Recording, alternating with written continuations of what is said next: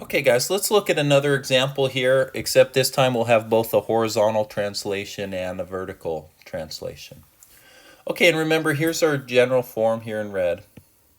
G of x equals a times x minus h squared plus k. And remember, for this, our vertex is at h comma k.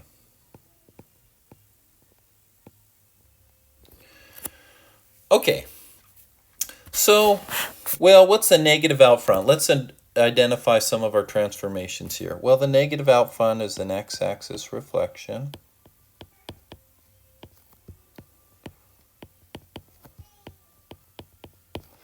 How about the 2? And remember, look at the negative independent of the 2. Well, the 2 is greater than 1, so that's a vertical stretch of 2. And remember, we ignore that negative when we look at it. We're just looking at the 2 independent of the negative, because we already identified the negative as an x-axis reflection. Okay, and sometimes it helps if you're not sure to see it. X minus a minus 2 squared is essentially the same as x plus 2 squared, right? And that's more in my form here, x minus h squared. So actually my h is negative 2, isn't it? In other words, 2 units. 2 units which way? Left, right? And that's what's a little counterintuitive about that one, okay? So negative 2, and then again, the vertical here, 3 units up is regular. 3 units up. Okay, so my h comma k would be negative 2 comma 3. Okay, 2 left and 3 up. So careful, because what's in there is often confused, but look, it's counterintuitive in here. So if it's plus 2, that's 2 left. If it's minus 2, that's 2 right. Okay, so we have 2 left there. Okay, so our vertex is at negative 2, 3, and we have the following transformations. Well, what do I want to put in first? You got it, the vertex.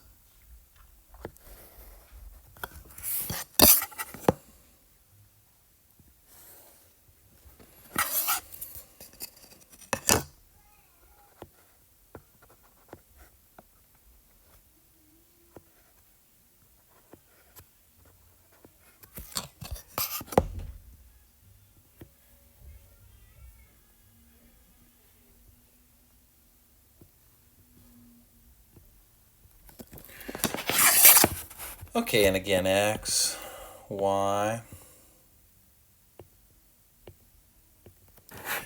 All right, so negative 2, 3, let's put that in. Negative 2 on x, 3 on y. That's right there.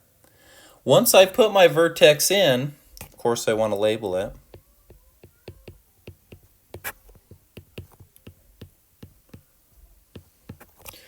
Well, then I want to put in that axis of symmetry.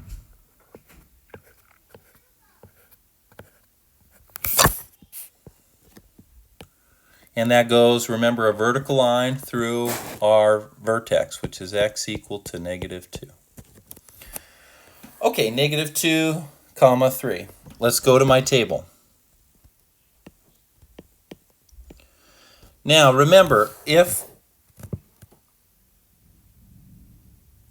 our parabola is in standard position, which is the vertex is at 0, 0, well, then we pick values on either side of the y-axis. But now, if it's in any way shifted left or right, we want to pick values on either side of the axis of symmetry. So I know I'm at negative 2, comma 3 for my vertex. I have one of my 5 points there. Well, let's pick values 2 to the left of it. Well, that would be negative 3 and negative 4. And let's pick values 2 to the right of my, say, axis of symmetry here at x equal to negative 2. Well, that would be negative 1 and 0. All right, let's evaluate. G of negative 3. Negative 2. Negative 2 times negative 3 plus 2 squared plus 3. Okay, negative 3 plus 2 is negative 1. Negative 1 squared is positive 1. Positive 1 multiplied by negative 2 is negative 2, plus 3 is positive 1. Okay, let's do g of negative 4. Negative 2 times negative 4 plus 2 squared plus 3. Negative 4 plus 2, negative 2. Negative 2 squared, positive 4. 4 multiplied by negative 2 is negative 8, and then plus 3, negative 5. Now, if I've done my work correctly, then the same value I got here at negative 3 should be the same value here I get, say, at negative 1, which is 1. And the same value I get at negative 4 should be the same value I get at 0, because they're each 2 units now away from the axis of symmetry, and these were each 1 unit away. Okay, so let's go ahead and plot those points and see what we get.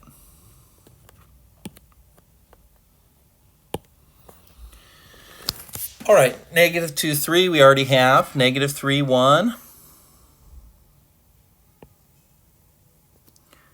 Negative 4, negative 5.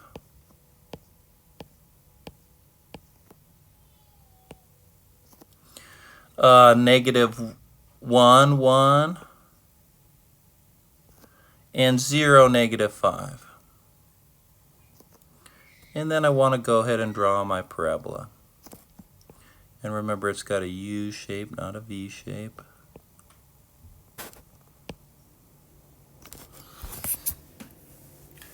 Okay, so notice, it's flipped over the x-axis, that's why it opens down. It's taller and thinner than our parent, that's that vertical stretch of 2. It's shifted 2 left, and it's shifted 3 up.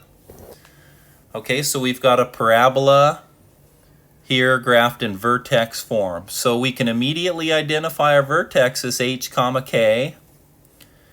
And we want to pick then values on either side of our axis of symmetry here at x equal to negative 2.